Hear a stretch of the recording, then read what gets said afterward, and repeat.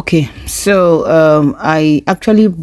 I'm making this video to show us how we can use X recorder to record whatsoever is showing on our screen. So that is the X recorder. Let me take you back to the icon. So it's somewhere here. Let me pick the biro. It has a biro that you can pick.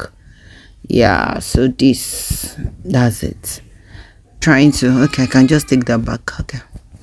All right, so let me just now go back to what I want to do, which is so I'll take you back to my site, which I've opened earlier on. So this is the site here.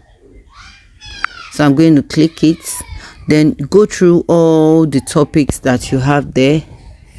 We have on body system, on cell, on ecology, on evolution, classification, genetics and meiosis, life chemistry, that's DNA, protein, etc., respiration, photosynthesis, scientific methods. So like the list is endless. So just pick anyone that you want from there. Okay, so for example, let's say we want to go for carbon cycle.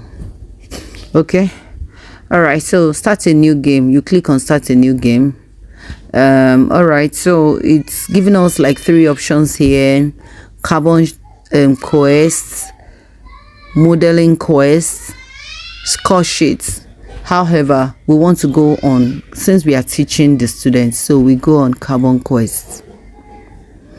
So of course it's telling us here that the carbon can go through each of these pathways into the biosphere. It can go into the atmosphere, it could go into the geosphere, and it could go into the hydrosphere. So we're going to explore each of these points one after the other. Then don't forget that carbon cycle is like a continuous process. So it's continuous. So as it's entering into the water, it's going back into the atmosphere. From atmosphere, it's coming on land. From land, there's going to be interaction with plants and animal. So it's just for those students to see how this carbon, how it goes through the cycle. So we're going to go to next. So this is the carbon molecule here that I'm moving it around with my finger. So of course, during photosynthesis, there is interaction between the carbon and water. So photosynthesis is the process by which green plants manufacture their food by making use of carbon dioxide and water in the presence of sunlight. All right, so they manufacture their food. So let's see, I'm going to move this carbon dioxide now into the producer. Yeah, in the presence of sunlight. So you can see the sunlight. So it's going to form glucose. So 66812O2. So that's glucose, but they don't have to worry about the structure. What they need is just that formula. So it's going to form glucose for them. So let's see what happens next after the glucose has been formed in the plant. So this plant is going to get eaten by herbivore, which are primary consumer. So you're going to click on that. So there's carbon movement from atmosphere to the plant through photosynthesis. Then it gets eaten by the primary consumer, of course. So there's movement of carbon again to the primary consumer. So let's see what happens next.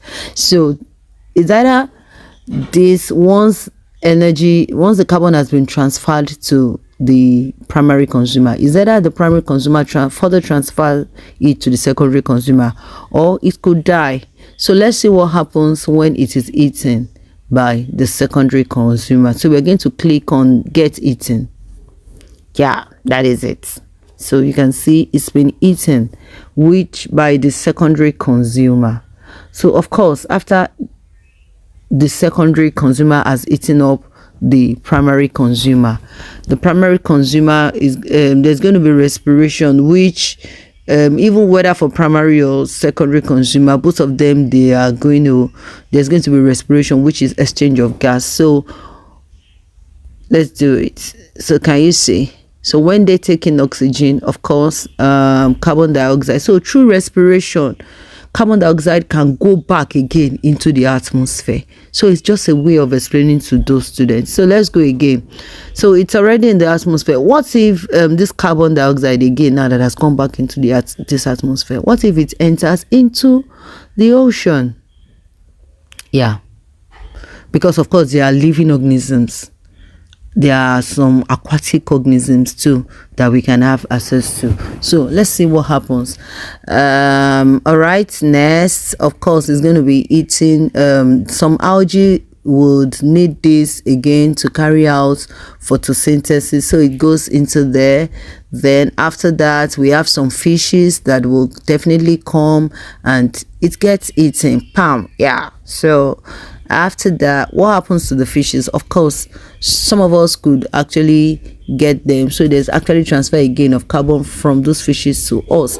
At times they could die and it goes back again. What if they die and let's say die and they decompose? All right, so you can see some of them, they are buried, they become fossil fuel.